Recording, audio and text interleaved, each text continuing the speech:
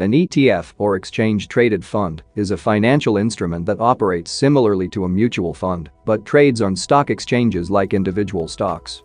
A lot of people don't even know what is an ETF, nor even how to profit from it. Hello there, welcome back to my channel. I have another exciting video in store for you. But before we dive into that, if you're new here, make sure to hit that subscribe button and the notification bell so you don't miss out on any of our future videos. We release new content regularly, covering topics like personal finance, money management, and economics.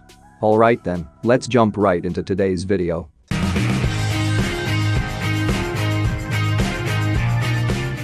Exchange-traded funds are a popular investment vehicle that allows investors to gain exposure to a diversified portfolio of assets, such as stocks, bonds, commodities, or other financial instruments, without having to buy each security individually. Here are some key characteristics of exchange-traded funds. ETFs are exchange-traded. Unlike traditional mutual funds, which are priced once a day after the market closes, ETFs trade on stock exchanges throughout the trading day. As a result, their prices can fluctuate during market hours based on supply and demand. Each ETF is assigned a unique ticker symbol, making it easily identifiable on stock exchanges. Investors can buy or sell ETF shares through brokerage accounts, just like individual stocks. Exchange-traded funds have structure. ETFs are typically structured as open-ended investment funds, which means they can issue and redeem shares at any time based on demand from investors. This feature allows the ETF to closely track the value of the underlying assets it represents. Exchange-traded funds offer diversification. They do this by holding a basket of assets across various sectors, industries, or regions.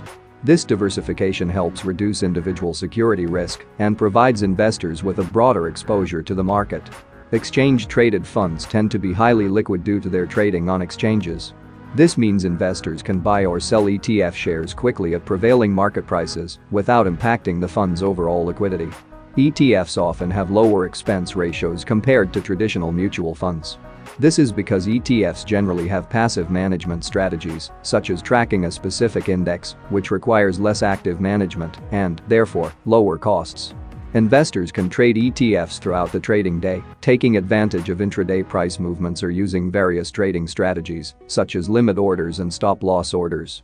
There are various types of ETFs, including equity ETFs, bond ETFs, commodity ETFs, sector ETFs, and international ETFs.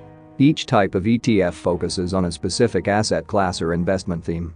Let's take the example of Sarah, a 30-year-old individual who is interested in building a diversified investment portfolio.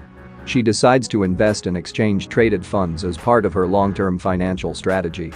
She starts by doing research and setting goals. Sarah starts by conducting research on various ETFs available in the market. She sets her investment goal, which is to build wealth for her retirement in around 30 years. Sarah assesses her risk tolerance to determine the appropriate allocation of her investments. Since she has a long investment horizon and is willing to take on some risk, she decides to allocate a larger portion of her portfolio to equities. Based on her risk tolerance and investment goals, Sarah decides on an asset allocation. She chooses to allocate 80% of her portfolio to equity ETFs for long-term growth potential and 20% to bond ETFs for stability and income generation. Sarah selects specific exchange-traded funds that align with her asset allocation. For the equity portion, she chooses a broad market exchange-traded fund that tracks a major stock market index, providing exposure to a wide range of companies. For the bond portion, she selects a bond ETF that focuses on high-quality bonds with moderate risk. Sarah opens an investment account with a brokerage firm and deposits her initial investment.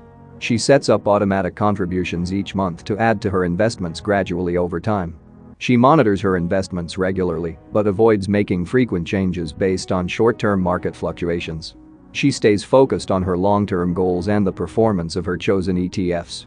Periodically, she reviews her asset allocation to ensure it stays in line with her original plan. If the market performance has caused her allocation to deviate significantly from her target, she may rebalance her portfolio by buying or selling shares of the ETFs as needed. Turns out she invests in an ETF that pays dividends or interest regularly. She chooses to reinvest these earnings back into her ETFs to take advantage of the power of compounding. Sarah remains patient and maintains a long-term perspective, knowing that investing in ETFs is a strategy for building wealth over time.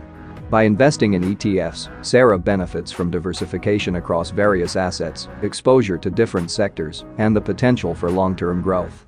The ease of buying and selling ETFs on the stock exchange makes it a convenient option for her to manage her investments efficiently.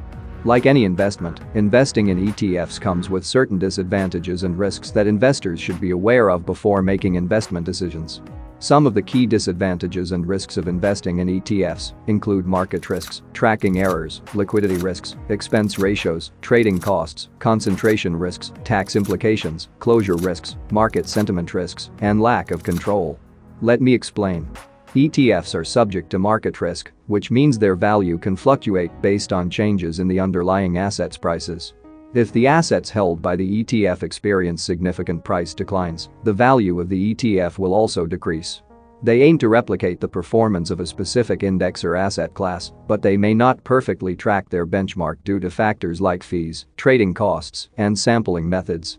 This discrepancy between the ETF's performance and the index it tracks is known as a tracking error. Although exchange-traded funds are generally considered to be highly liquid, some ETFs may have lower trading volumes, making it harder to buy or sell large quantities at the desired price. This could lead to wider bid-ask spreads, potentially resulting in higher trading costs. While they often have lower expense ratios compared to mutual funds, they are not entirely free. The management fees and other expenses associated with ETFs can impact the overall return on investment. Investors buying or selling ETFs on the stock exchange will incur brokerage commissions and other trading costs, which can affect the overall return.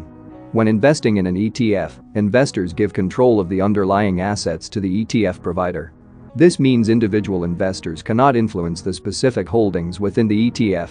While exchange-traded funds are designed to be long-term investments, there is a possibility that an ETF may be closed by the provider if it fails to attract sufficient assets. In such cases, investors may need to sell their shares or receive the remaining assets in cash, potentially incurring capital gains tax.